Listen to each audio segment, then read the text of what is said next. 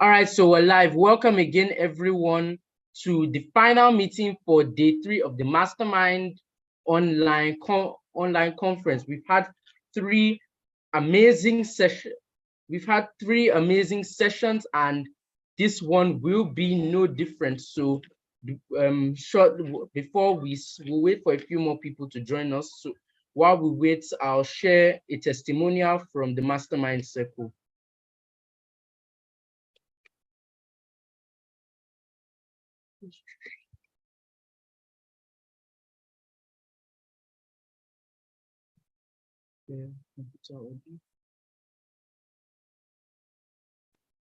Sorry, I made a mistake with the share sound. All right.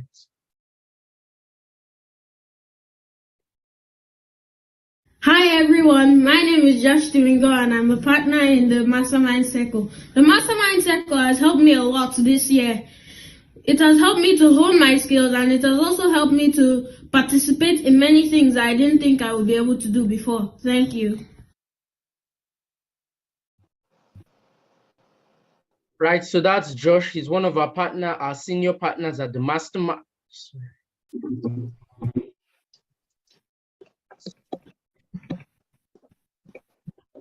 Sorry, can everyone hear me? Please type it in the comment section. My Zoom is acting up. All right, good evening, everyone. I can hear you, Kamsi. I'm sure they can hear you also, but if you can hear Kamsi at your end, please type in the comment section that you can. All right, we have very few people here this session, this evening. Do you have a friend that should be here and isn't here yet? Okay, I think I should put it in the group that we are live. All right, we need everyone in here. Let's get this done for the day. It's been 3 amazing sessions yet, and this is going to be yet another amazing one. We are going to be having a young lady who understands what it means to be focused, who understands what it means to be consistent, who understands what it means to be intrinsically motivated. That's what we are going to be looking at, and that's what we are going to be, that's what this evening is going to be about. Thank you very much, Annabelle. Annabelle says she can hear you, Kamsi. All right, so Kamsi is our guest, our speaker in the house. Yes, she is, but I can't see anything. My Zoom is still log out and then log back in quickly. Okay.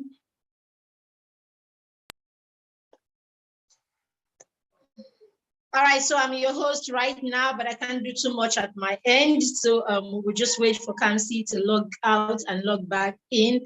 Sorry, we are still in third world Africa, where network, I think network is an issue almost everywhere. I was at a session the other time and the person was joining from the US and we still had network glitches. All right, so let's just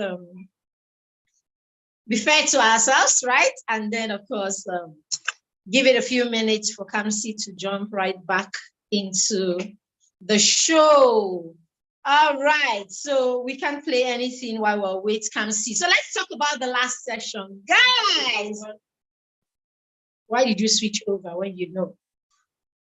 All right, so Kamsi is trying to get back on. So who was here for the last section? Who was here for the last session, boys and girls? How was that one for you? It was Miss Victoria that was here. Miss Victoria was the first, she was the first young adult that joined us. All this while we've been having, yes, Annabelle was here. So Annabelle, what was your biggest take home from that session? What was your light bulb moment? What was it that Miss Victoria said that just hits you and you're going to apply in your life? Let me hear that, or let me see it in the comment session right now. All right, so she was the first young adult that joined us. And so she was talking, if you notice, she was talking from her experience. Okay, she talked about a couple of experiences that she had. She talked about when she was in secondary school and in school, primary or secondary school. And she didn't read for an exam, and her friend advised her that they should use Expo, you know now. Those things they call Expo, you know, taking your book and try to lift the answers from your book and all of that. I want to believe a lot of you don't know what I'm talking about, right? You shouldn't. You shouldn't know about these things, okay? All right, so she tried it and she talks about how her friend got into serious trouble because she was doing that. Yes, because it's an absolute no. So why go and write an exam when you know that you have not, why go and write an exam without preparing for the exam? I guess that's the lesson in that story. Why go for an exam and you do not prepare? But the thing is, some of us still do it even at this point.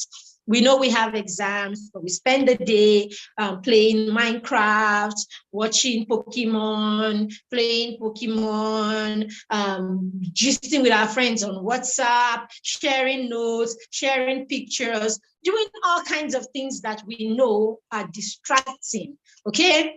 Our speaker today is going to be talking to us about how you can, stay focused without all of those distractions, in your life, or how you can manage all of these distractions. We are not even disputing, or we're not even going to pretend that you are not technology natives. We understand that you would never know a time in your life without technology. You were born right into technology, unlike most of your moms and dads like me, who basically had to live till some of us were teenagers, or even, some of us were teenagers before we saw, all right, Kamsi is back. So some of us were teenagers before we even saw, or we started using technology in the way that you use it today, all right? But you have it differently. But then again, just as Alan was saying yesterday, in all of this technology invention and,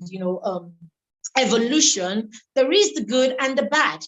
If you do not find your own balance, if you do not find your own or create your own balance, you're going to be consumed by all the technology and all the work things and all the fly things and all the cool things around you. And I promise you, when you are adults, coolness does not put food on the table. When you are adults, coolness does not change the world. When you are adults, coolness does not help you live your purpose. You must have a vision. You must live that vision. You must put in the hard work. And only then can you be everything that God has created you to be. All right, Kamsi, are you back? Yes, I am sorry, my system died. So now we'll have the profile for our speaker and then we'll bring her on. So I'll share that now. Please, can you? All right, you also need to mute everybody. I think I'll just do that now before I share our speaker's profile. I would also need the link to WhatsApp. YouTube, okay, I'll get that. Sorry.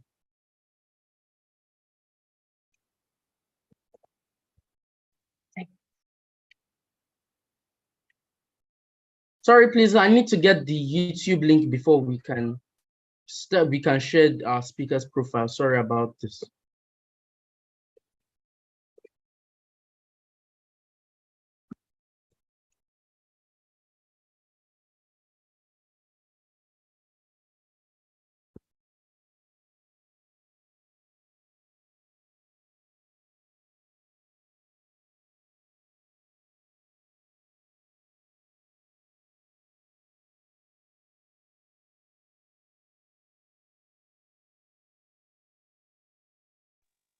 Okay, sorry about that. I was ranting on. Why? Sorry. You need to do it again. Okay. Sorry about that. I was ranting on why I was muted. Okay, so while we wait for Kamsi to share the YouTube link, let's talk a little about some of our speakers that have been here today. We had the first session with Mojoin, very insightful session. Okay, I think we have our YouTube link. So Kamsi will go ahead and share our speaker's profile, and I will alert the people in the group that we are live. All right, let's go. Yeah.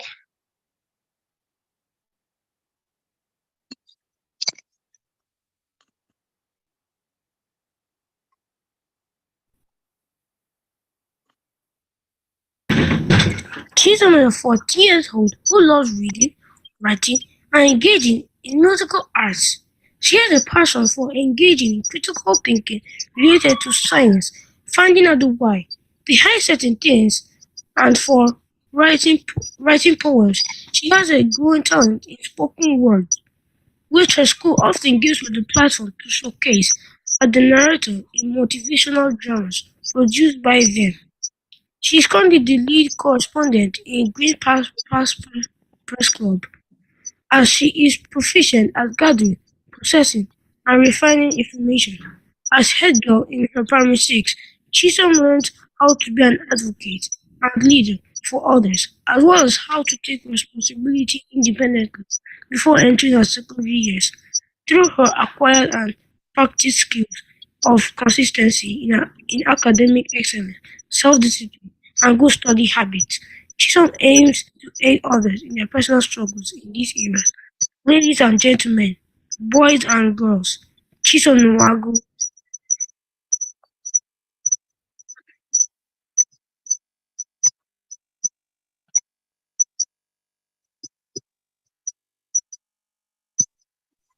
All right, so we have our speaker on now. Thank you, Chisom. It's great to have you here. Thank you, Quincy. Hello, everyone. As you know, my name is Chisom Nwagu, and I'm going to be enlightening us a bit on how to adopt academic success as a lifestyle by mastering the love of learning. So I have a PowerPoint presentation that I would like to share with us, if I could. All right, I've given you permission to share. You can share your screen. Okay, thank you.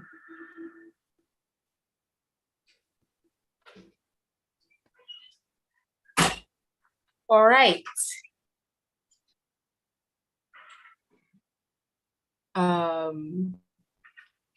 So mastering the love of learning as a tool for academic success.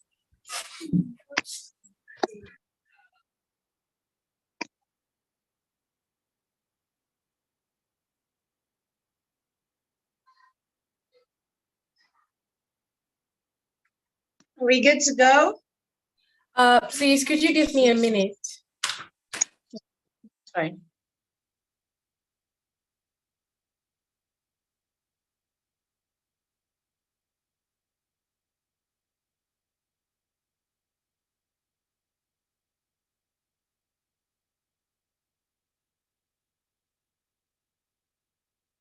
All right, so it looks like our speaker needs to finish something up. I think she's having network problems or something. We'll be with her shortly. She'll be with us shortly. So sorry about that. Yes. So as I was saying, I'm going to be talking about mastering the love of learning as a tool for academic success. So firstly, what exactly is love of learning? We have to start with that as a question. So essentially, the love of learning is, simply put, the genuine interest in learning and the willingness to continue to learn more and more. So instead of seeing school as a burden or as work, we see school as an opportunity to learn more, and we're genuinely interested in learning. That's what it means to have that love of learning. So how exactly does the love of learning help us in academic excellence? Let me get into that. Firstly, loving to learn enables you to stop cramming and start studying. Now, one of the major difficulties for students, or a challenge for students when it comes to end of term exams, is not the exams themselves or the students' capacity, that's them being able to pass the exams, or how they study. Now, when you study to pass, you tend to do what is called cramming. Cramming is when you focus more on how to store information from your books in your head. But when you study to learn, that's when you truly study. That's when you read, you ask yourself questions, and you understand fully. So I will give an example. Let's say I'm preparing for my physics exam. If I truly wanted to just pass the exam and get a good score, I would study more like trying to just pick information and remember it. For example, let's say the definition for temperature. I would just go, temperature is the average kinetic energy in a body. Temperature is the average kinetic energy in a body. And I'll try to memorize that and stick it in my memory. But if I was truly trying to study to learn, because I'm genuinely interested in learning, I would ask myself questions. What exactly does this mean? Why does it go like this? If that makes sense. So when I ask myself questions, it shows that I'm truly trying to understand. That is truly studying to learn.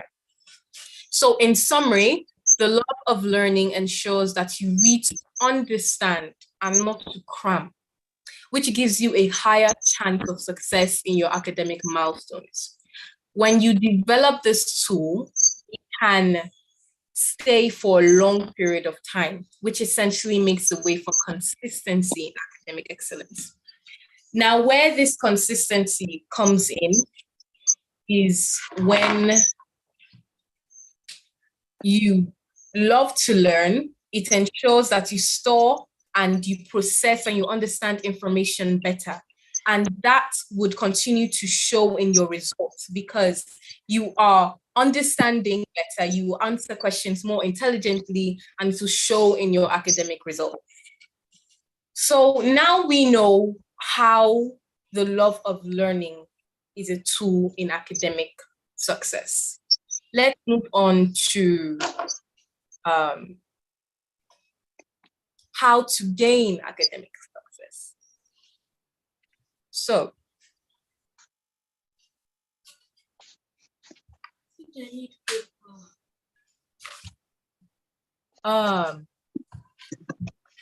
how do we gain academic success? I want to love to learn, but how? There are two things that you can do to gain that love of learning. See the day-to-day application.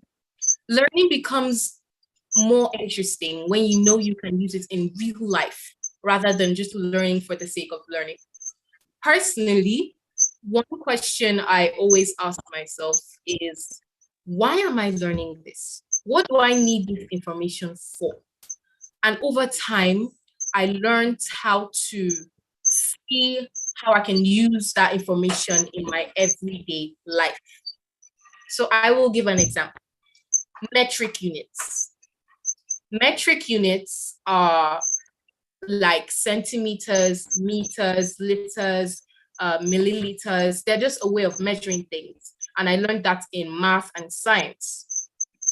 So let's say you have 2 bottles and you want to store water in them.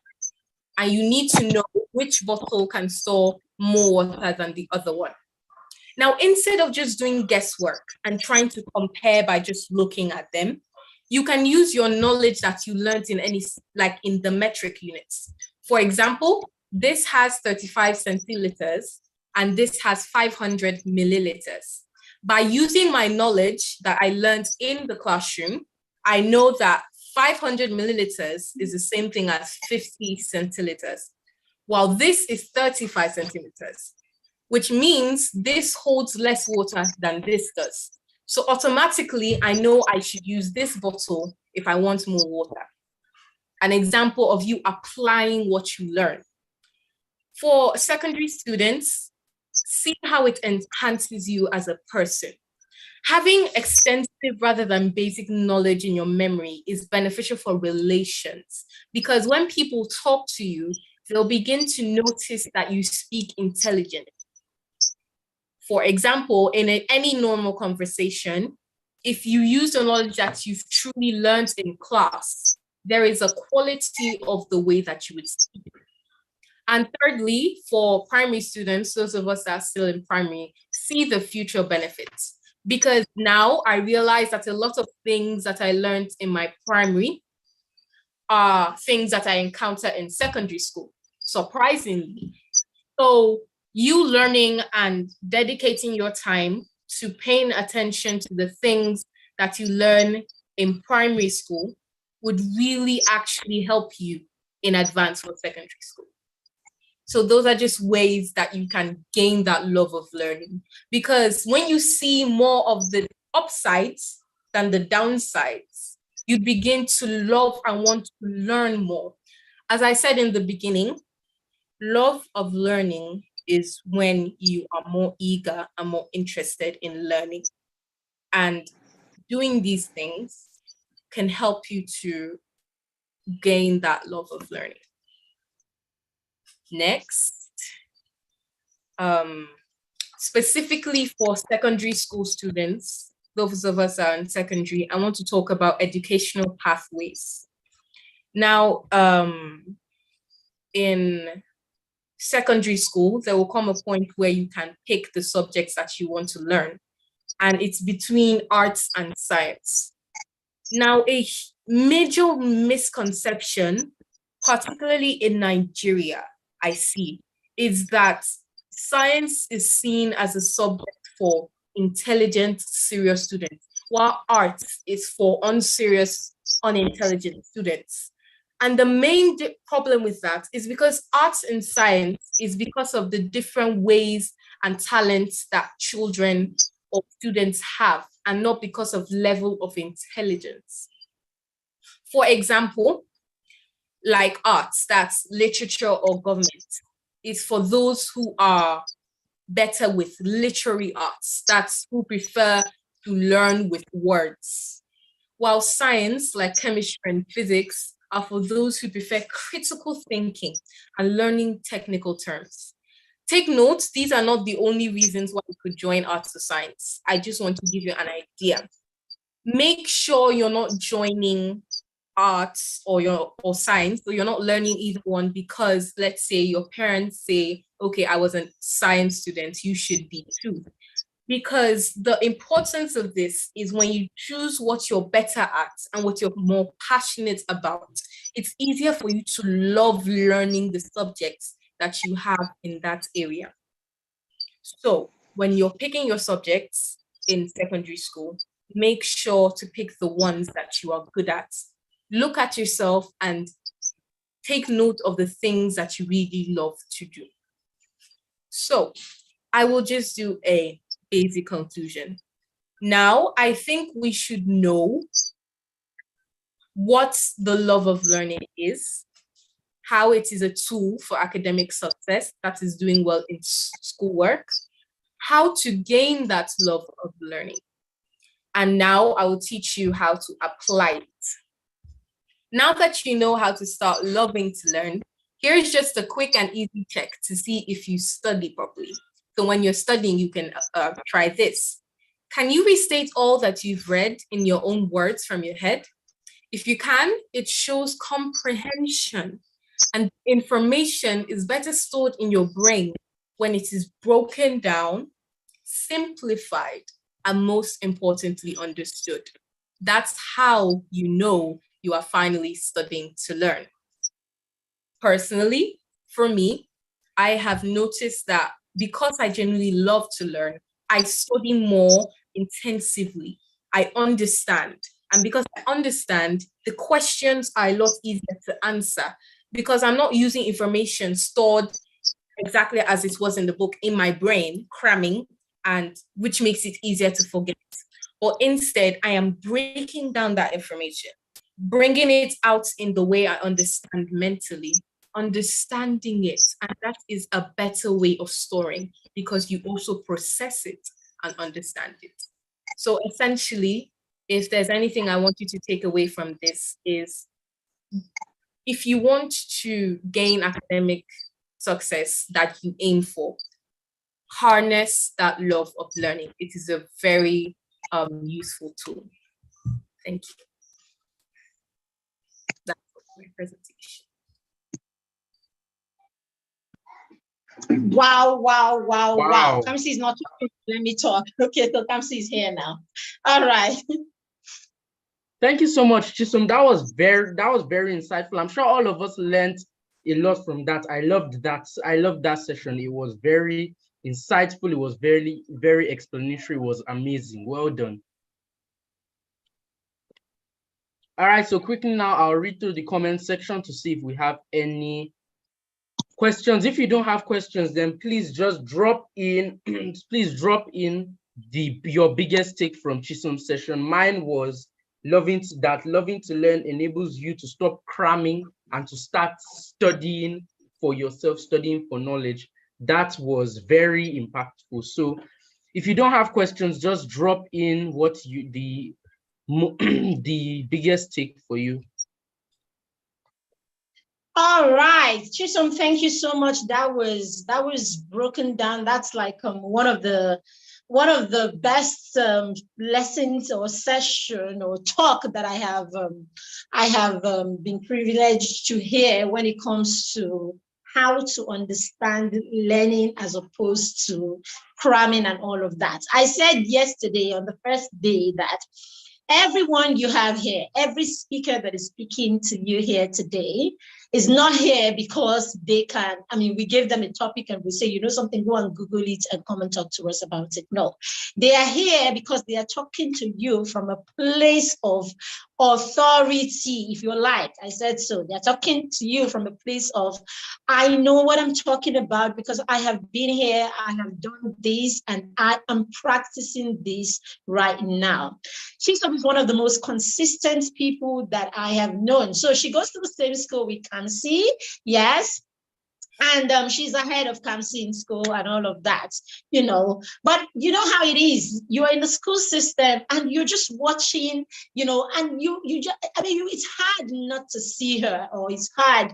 And I'm not talking of seeing her because she is all over the place. I'm talking about seeing her because of the work that she does, like seeing her achievement or seeing the effort. Okay, I like to come from that end, because when we talk about seeing people and seeing what people do, some of us want to say, oh, they are lucky, they are this, they are no. Let's talk about it from the effort that they put.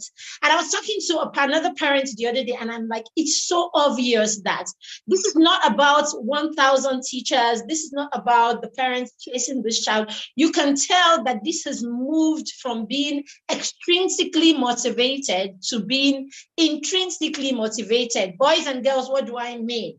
There's a point in your life that mommy is going to be saying, go and read your book, go and study. Have you read? Have you done your homework and all of that? What mom is trying to do at that time, what your dads are trying to do at that time, is support you, remind you, give you prompts. They're trying to help you become. Now, there is a journey. You should move from that point where it is mommy, daddy, teachers, everybody telling you this, to the point where it becomes you are directing yourself. And the speakers talked about that. Every speaker has mentioned that in one way or the other. Kamsi said that in his session. He said that you can have all the support that you have, and this will help you grow on the inside. It will help you become confident in what you know. But only you can unleash what you have inside. You are the only one that can make it manifest. So even if your mom is dragging you up and down the place today, they bring teachers, they help you study the nights before and all of that, exactly, a point will come that nobody can help you anymore. That's the point that it becomes obvious that you cannot self-direct, you cannot lead yourself, you cannot self-motivate, and you cannot, there is no self-sufficiency. All right, and what Chisom has just done this evening is she has told you how you can become self-sufficient even in your academics. You need to stop reading to pass exams. You need to stop reading because you want a particular grades. Grades are not earned 1 week before exams. Your grades are earned in the first week of school, because that's when you begin to study and ask yourself questions. And if you want to be truthful to yourself, you will realize that a lot of times people who cram don't like to ask questions. You just want to read. Are you done reading? Yes, I'm done. Are you done? Oh, yes, I'm done. You don't stop to ask yourself questions. That's why your reading is always short. You read for 10 minutes and you don't want to ask yourself, because if you're asking yourself questions, then you will force yourself to stop and think. Have you heard that thing about how many people in the world think? Come see, what's the percentage? You're the one that keeps the figures, right? What's the percentage? It is said that only about how many percent of people actually think? I think it's 20% of people think, and then of that 20%, very few. It's even too much. No. 20% of people don't think. I want you guys to go and research it. Go research. It is said that the world over, it's a very tiny fraction of people who actually think. Some people think that they think, but they don't actually think. And a percentage would rather die than even think. Okay, so don't be, people who cram don't want to think. They don't want to think. They just want to cram it there and hold their head straight, like don't disturb it, because if you disturb it, all of it will disappear. Okay? Let me give you an experience. I remember when I went to the university the first year in the university, at some point I was playing with my friends, playing and all of that. And so this night before, I can't forget it, it was Math 101, all right? Like basic Math 101. And then we went to read, my friends and I, we went to the cafeteria we went to read there, and we read all night. We drank coffee, we read back to back. And then we went to our rooms, we went to our hostel rooms at about 5 o'clock in the morning. Like we read from school, you came back from school, you started reading, went, had your bath, came back to the cafeteria, continued to read, and then we came back eventually at 5 or thereabout to come and have our bath and go to school. So give and take, I think we slept for probably just 1 hour or thereabouts. I got to the exam hall that day, they dropped the paper, I opened it and I was blank. I mean, blank. I couldn't remember a single thing. I was blank. Like I had to sit down there for a long period before I could even pick my pen to start putting something down. This is because I wasn't truthful to myself. I mean, if my friends could do this, it obviously wasn't me. This is not my style of learning. And then I did not do a lot of the things I was supposed to do before that time. And now I'm trying to cram everything. There is the capacity that your brain can take per time. There's a capacity that you can force into your short-term memory. There's a capacity that it can take. It's supposed to move from your short-term memory to your long-term memory. So you have too much at that time, okay? It won't sustain it. I don't know, somehow I couldn't just, So that's what you don't want to do to yourself. If you continue to do that, you realize all you are doing is is reading for exams, and it doesn't take you anywhere. And I like the part that Chisom said, I even wrote it down. I like the part that she said that, let me see, when you, I'm not wearing my glasses. Okay, well, what did she, I can't even see properly. All right, the light is a bit dim. When you pick your, no, that's not it. Anyway, but what she was trying to say there is basically when you're not basic in your learning is not from a basic point. When you study things, you don't just study it, at the surface, you study it in depth. When you do that, when you are speaking, people will tell that this person is having an intelligent conversation, or this person is intelligent in their input or in their conversations. And this is very, very important. A lot of us just want to take only what our teachers have taught us. We don't want to do any extra research. In fact, teacher is even okay. Some of us is what the security man or the domestic staff told you. They just watch something on their phone and they're like, oh, this is what is happening. And then you go and tell the next person, and the next, you're just telling stories all over the place that you did not research, that you did not check to see if it was a fact. You just want to tell stories like the mob. You want to carry stories and spread them without even checking how factual they are. That's what none of you should do. All right, so I think I've talked a lot. Kamsi, do you have your comment section? So let's see the comments and let's read the questions if there are any. Thank you very much, Chisom, again. That was awesome. Yeah. Yeah. All right. So Time to keep her unmuted so that she can talk as I do see a question. Okay, all right. please. I haven't seen one yet. Nancy doesn't see questions. I don't know why. May All I right, go ahead. question? Go ahead, Chisom, please. Okay. So Nifemi asks, if you cram, can you still achieve a good goal in your academics?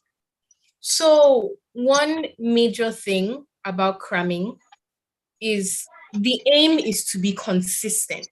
You can always get good results, but to be consistent means from term to term, year to year, you are consistently getting good results. And school is progressive.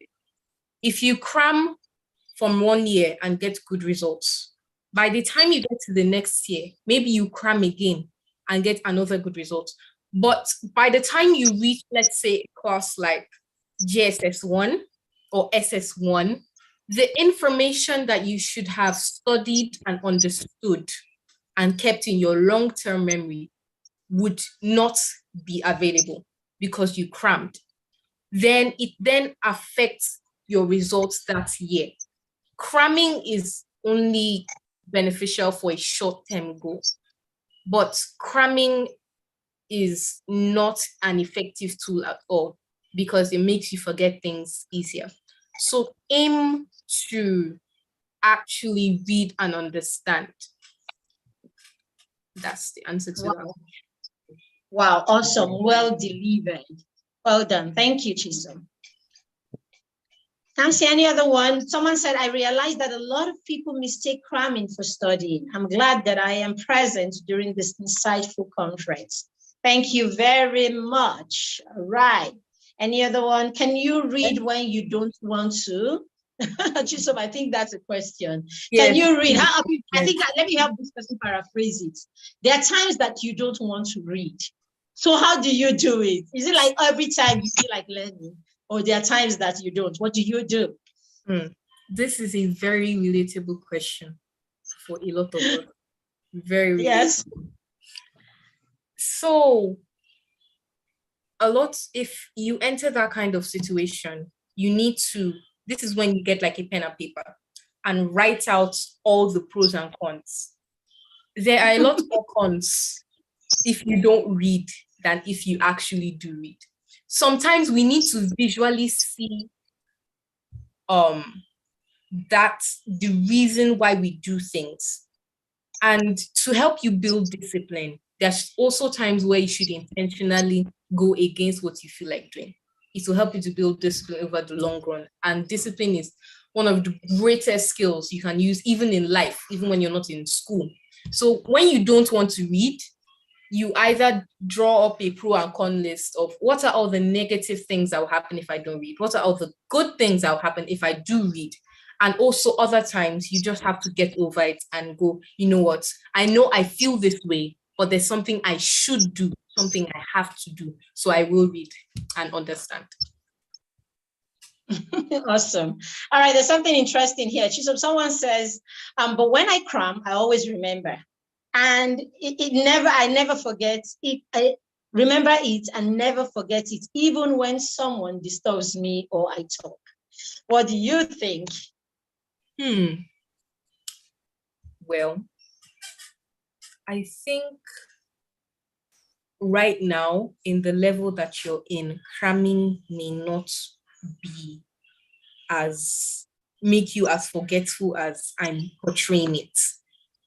This does not make cramming a good thing. But the problem in your situation now is you would begin to build a habit of cramming. And there is a certain level where you cannot cram. It's not there at all. So even though you probably have a very good memory and you retain it for a long time, don't build the habit of cramming. Because when you understand it, even though you remember it, it will last you. Like when I say I remember things I learned in grade 1 and grade 4, and my biology teacher would call a term and I'm like, oh my goodness, I remember this. And it's not because I crammed it. There's a way you cram it and you keep it till year 6. But because I understood it, I was able to keep it even to where I am now. So even though you cram and you remember now, build the habit of studying. It's very helpful. Don't just build it early. It's a good thing. Awesome, Chisom. There's a follow-up question to that, but I think there's no need to even answer it, but it's the same thing. It says, what if when you read, when you read to understand, you don't remember? And when you cram, you remember and understand.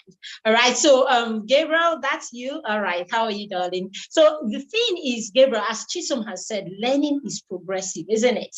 Now, the point will come. You probably are at the stage, just as she just said, you're at the stage where cramming is working because the information you have or all that you need to put in there is few. A time will come where you have to do the physics, the chemistry, all of this. Lots and lots and lots of information, and your brain, as in, you just can't have all that stored up in your short-term memory at the same time. There is how much that can take per time, and it will fail you. And that's what happened to me in the university. Okay, perhaps at the time I had crammed at some point. In fact, I'm not even someone who crammed. It just happened that I didn't pay as much attention as I should at the time in school because I probably was more excited about being in university at the time. I did not understand what was about to hit me. It was my first term semester, right? And so I didn't understand what was about to hit me. So I thought I could put it all in one day, like, it's not math, it's extended, what do you call it, further math or something like that now. We did all these things. So I got in there and I tried to put all the information at the same time. And what Chisom is talking about right now is exactly what happened to me. It failed me straight up, as in it failed me hands down. So that's it. A point will come that all that cramming would not work. It won't work for you. It will fail you. All right? So as she has advised, it's important that you learn how to study for knowledge. All right. Thank you. May I mention just 2 quick things before we conclude? Sorry, what did you say? I didn't hear you. May I mention 2 quick things before we conclude? Yes, please. Yes, please. Okay. So firstly, this studying to understand thing is not like magic. It won't be an automatic thing. That's why you like Emma said, you should reach out to other people. There are some times where you honestly read, try, understand, and it won't seem to enter. Maybe just take a break, and as you go through school, try and find the way you learn.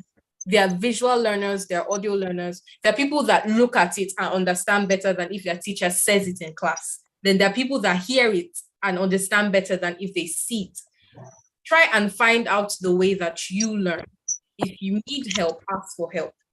And that ask yourself questions is part of what will help you to understand. Then secondly, Gabriel says in his school, you have to write what they give you as a definition of a topic. I've also experienced that. For example, technical drawing, where the teacher requires you to give the exact definition that he gave you in the textbook or in the class. What you do then is, in the conclusion, if you look at the slide, it says the information is stored better in your brain when it is broken down, simplified, and understood. So take the definition and break it down. When you break it down and you understand that definition, look at it and memorize it. That way, it does 2 things. It ensures that you memorize it better, so it will stay longer. And even if you forget what you memorized, the definition you memorized, you still know what it is. So if they ask you at any other future time, you know what it is. So Gabriel, when you're studying, as much as you memorize that definition exactly, make sure you understand what you're memorizing. Put your memory to work, remember the wordings, the way the sentence was put, but also make sure you understand. It's just for future instances. I hope that answers your question. Oh, how do you break it down? Okay.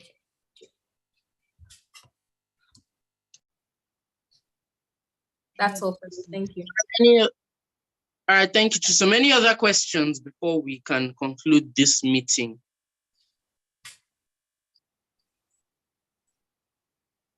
All right, I don't see.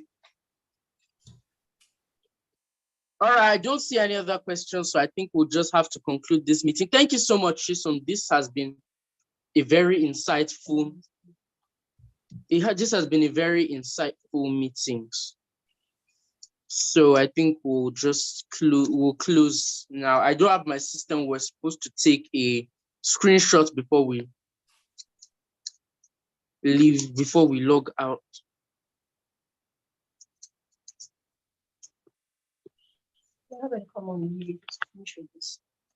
All right, so I'm struggling. My other device, I'm trying to get that back on. So thank you again, Chisom. No more questions. So I think we'll just close the meeting here. Okay, can you hear me?